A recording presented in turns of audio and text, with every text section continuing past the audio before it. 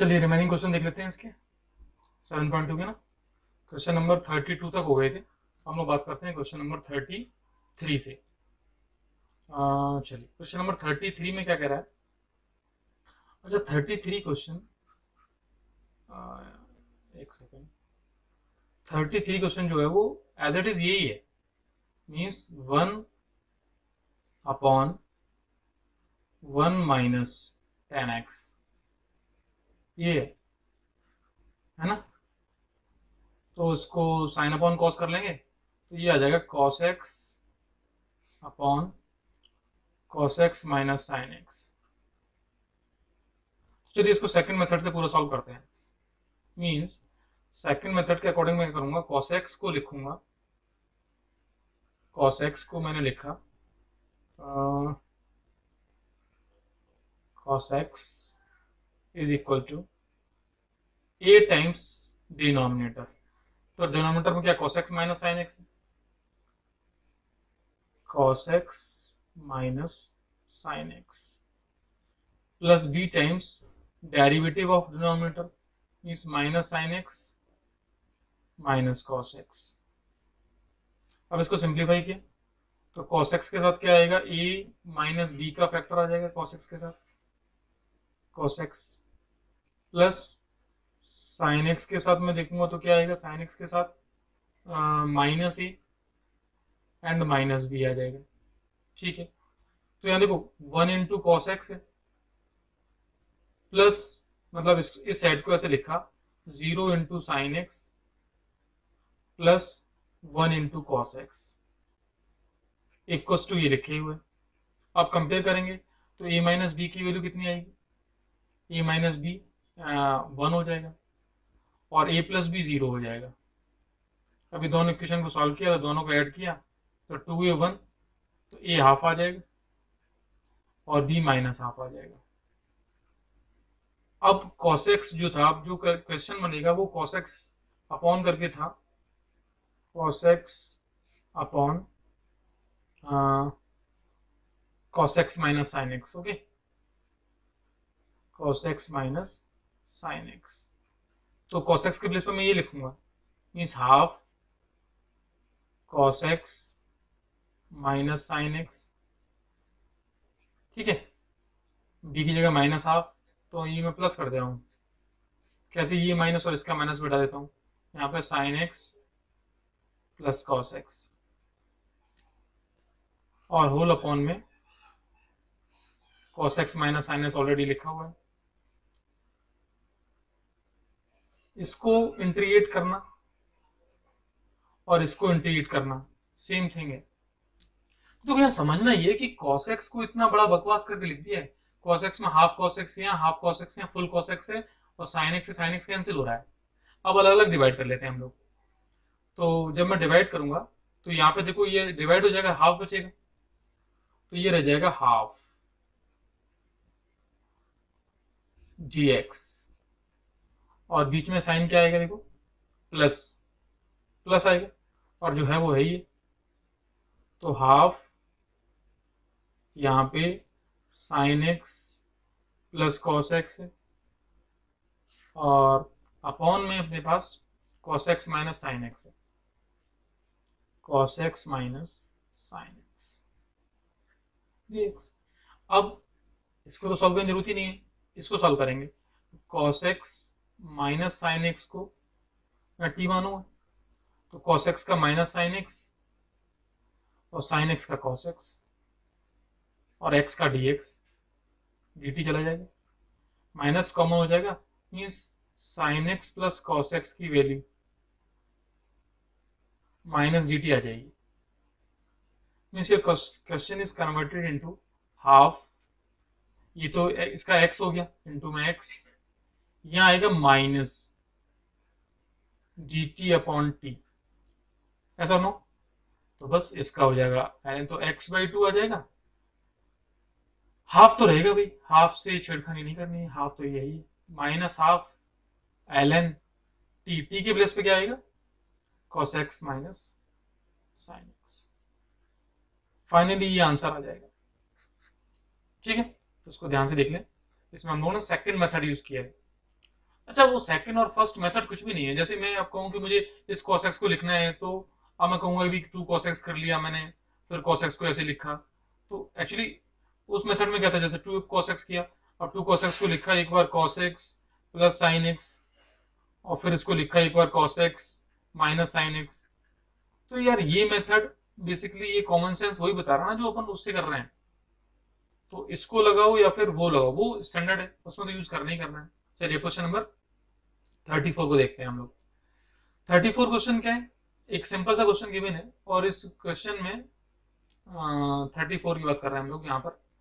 तो √10x upon ये लिखा हुआ है 34 root of 10x upon sine x cos x. अच्छा, देखते ही इस क्वेश्चन में आपको ये समझ में आया कि हमें इसको इंटीग्रेट करना है।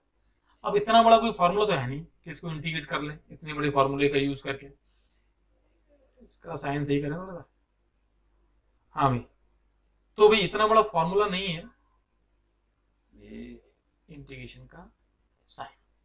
तो फिर क्या किया जाए, तो एक तरीका समझ में आ रहा है कि कैसे भी मैं डिनोमिनेटर में यदि 10x बना लूं, तो मैंने क्या किया, sign x cos x upon में कर दिया कॉस स्क्वायर एक्स, और इनटू में कर दिया कॉस स्क्वायर एक्स, क्योंकि मैथमेटिक्स में सिर्फ अपॉन में करने से काम नहीं होगा, और ये एज इट इज रहने दिया मैंने √10x। इतनी कैलकुलेशन से हुआ क्या, देखिए ये कॉस कॉस कैंसिल, ये साइन अपॉन कॉस tan हो गया, मीन्स √10x अपॉन 10x, और ये 1 अपॉन कॉस स्क्वायर एक्स हो जाएगा सेक स्क्वायर एक्स। और इससे फायदा ही फायदा है, क्योंकि अब मेरे पास जो क्वेश्चन बचा, नेक्स्ट पेज पे ले चलते हैं इसको। इसको थोड़ा क्लीन भी कर लें। देखिए अपने पास जो क्वेश्चन बचा वो ये बचा, अब रूट से ये फैक्टर कैंसिल हो जाएगा, means sec square x upon √10x बचेगा। मीन्स जो खतरनाक सा लग रहा था, जिसका इंटीग्रेशन समझ में नहीं आ रहा था ना, वो क्वेश्चन ये रह गया। सोचिए, अब कुछ नहीं करना है, 10x को t मानना है, सेक स्क्वायर एक्स dx कहां चला जाएगा, dt में चला जाएगा। तो ये dt में चला गया, तो dt अपॉन √t रह गया। अब √t के हम बार बार कर रहे हैं, फिर मैं समझा देता हूं, t to power minus half है, तो t to power minus half का करेंगे क्या आएगा, t to power minus half plus 1 upon half, means क्या आएगा 2√t। अब √t में क्या आएगा, अब जिसको t माना है बराबर, तो 10x प्लस c, ये आंसर आ जाएगा। आई थिंक ये समझ लें, सिंपल सा क्वेश्चन था। मेन जो मेथड था वो यहाँ यूज कर लिया हम लोगों ने। कैसे इसको, मैं फिर एक बात बता दूं आपको, कोई ऐसा फॉर्मूला ही नहीं मिलेगा जो अभी तक हमने यूज ना किया हो, मतलब नए फॉर्मूले नहीं बनेंगे। ये क्या बना, सब्स्टिट्यूशन से क्या बना, देखो फाइनल x टू n बना। अगले क्वेश्चन की बात करें यदि, क्वेश्चन नंबर 35, इस क्वेश्चन की बात करते हैं 35 में। ये देखो कितना इजी क्वेश्चन है कि 1 प्लस लॉग एक्स, मतलब देखते ही समझ में आना चाहिए, इसका होल स्क्वायर है और अपॉन में x लिखा हुआ है। ये x अपॉन में लिखा ही इसलिए है कि तुम समझ जाओ कि 1 प्लस लॉग एक्स को t माने बिना काम नहीं होगा, और इसको t मानते ही क्वेश्चन खत्म हो जाएगा, क्योंकि 1 अपॉन एक्स dx dt में चला जाएगा। तो इतना सब करने पर ये t स्क्वायर dt रह जाएगा बस। t स्क्वायर का क्या हो जाएगा, t³/3 प्लस c, t³ की वैल्यू यहां से आ जाएगी, तो आंसर ये आ जाएगा 1 प्लस लॉग एक्स पूरे का whole cube upon 3 plus c। अब देखते हैं क्वेश्चन नंबर हम लोग 36 क्वेश्चन। अगेन यदि इसको ऑब्जर्व करें लिखते लिखते, तब एक बात समझ में आएगी कि x प्लस लॉग एक्स ये फैक्टर थोड़ा सा क्रिटिकल लग रहा है और बड़ा भी है। बाकी ऐसा कुछ हो कि किसी एक को सब्स्टिट्यूट तो करना ही पड़ेगा भाई, तो इतना बड़ा फॉर्मूला अभी तक नहीं देखा, तो मैंने इसको t मान लिया, x प्लस लॉग एक्स को t मानते ही यहां x का 1 हुआ, लॉग एक्स का 1 अपॉन एक्स हुआ, x का dx हो गया, t का dt हो गया। और इसको ध्यान से देखा तो ये तो x प्लस 1 अपॉन एक्स लिखा हुआ है, dx इक्वल टू dt। बस ये मिल गया फैक्टर पूरा। ये वाला देखो x प्लस 1/x dx। तो अल्टीमेटली इतना फिट करेंगे इसको t, तो क्वेश्चन ही रिड्यूस हो जाएगा टी स्क्वायर डी टी में। मीन्स यदि इसको हम लोग सॉरी इसको यहां पर देख लें तो ये क्वेश्चन रह जाएगा टी स्क्वायर, एक बार देख लें, देखिए ये चला जाएगा dt में, तो इसकी जगह क्या जाएगा टी स्क्वायर dt बचेगा, तो आएगा टी स्क्वायर dt। अब टी स्क्वायर का क्या हो जाएगा t³/3 प्लस सी, पिछले वाले क्वेश्चन की तरह ही हो गया। और t³ क्या है x प्लस लॉग x है होल क्यूब अपॉन 3 प्लस सी, ये आंसर आ जाएगा। चलिए ये क्वेश्चन कौन सा था, क्वेश्चन नंबर 36। अब देखते हैं क्वेश्चन नंबर हम लोग 37। 37 क्वेश्चन है x³ sine tan inverse x⁴ upon 1 plus x⁴। देखने में तो मैं लग सकता है ये क्वेश्चन तुम सोचो कि भाई कोई बड़ा क्वेश्चन है, कुछ भी नहीं है। किसको टी माने वो भी इजीली समझ में आता है कि इसको टी मानो आप। क्यों? क्योंकि tan इनवर्स x का क्या होता है 1/1 प्लस x², तो इसका स्क्वायर करेंगे तो पावर 8 आ गई। अब x चेन रूल से इसका करेंगे तो 4x³ आ जाएगा, x का dx आ जाएगा, t का dt आ जाएगा। तो भाई ये वाला जो फैक्टर है पूरा, ये वाला dx वाला, ये dt/4 में चला गया ना, ऐसा नो। तो चलिए इसको देख लें आगे। तो फाइनली इसको रिड्यूस किया तो क्या बचा, एक तो dt/4 बचेगा, और साइन के अंदर जो ये था tan इनवर्स उसको t माना था, तो साइन t रह जाएगा। मींस साइन t dt/4 को बाहर कर दिया। अब साइन t का क्या होता है सबको पता है, माइनस कॉस। अब t क्या है tan इनवर्स x⁴ प्लस सी, ये आंसर आ जाएगा। क्वेश्चन कौन सा था ये 37, लास्ट क्वेश्चन था इस स्लाइड का। अब चलते हैं हम लोग, इसको एक बार हटा देते हैं। नेक्स्ट जो इसके क्वेश्चन है, 2 क्वेश्चन और रहेंगे, इनको और देख लें, सिंपल से क्वेश्चन है तो ये एक्सरसाइज फिनिश हो जाएगी। Question number 38।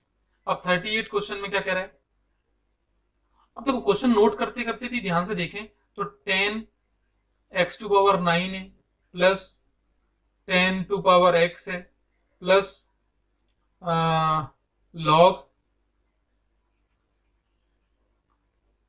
लॉग में अभी देखते हैं ये क्या प्रिंट है, अपॉन x⁴ है प्लस tan 2x, तो log x ही प्रिंट है ये,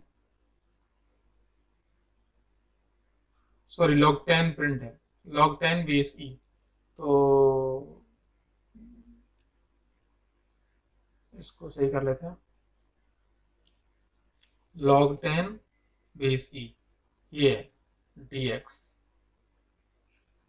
अब भाई बताओ यदि मैं x⁴ प्लस tan 2x को t मानता हूं तो इसका derivative n x⁴n-1 plus e⁴x का क्या होता है e⁴x log e, यही होता है ना, और x का dx equal to dt। Means question अपने आप इस तरीके से सेट है कि इतने बड़े क्वेश्चन को सॉल्व नहीं करना है। ये देखो कि इसको एज्यूम करते ही इसका डेरिवेटिव पड़ा है, मीन्स f' है, ये fx है, तो एज्यूम कर लिया, तो क्वेश्चन कितना रह जाएगा, ये रह जाएगा 1/t dt। अब 1/t का ln t आ जाएगा, तो आंसर log और t में ये वैल्यू डालनी है x⁴ प्लस tan 2x। आप मिला लेते हैं ऑप्शन कौन सा सही है, तो log एक ही ऑप्शन में log है भाई, बाकी तो है ही नहीं, ये ऑप्शन सही हो जाएगा। ठीक है, चलिए अब ये इसका लास्ट क्वेश्चन उसको भी देखते हैं 39। dx upon sin² x cos² x, बहुत सारी करने के तरीके हैं इस क्वेश्चन।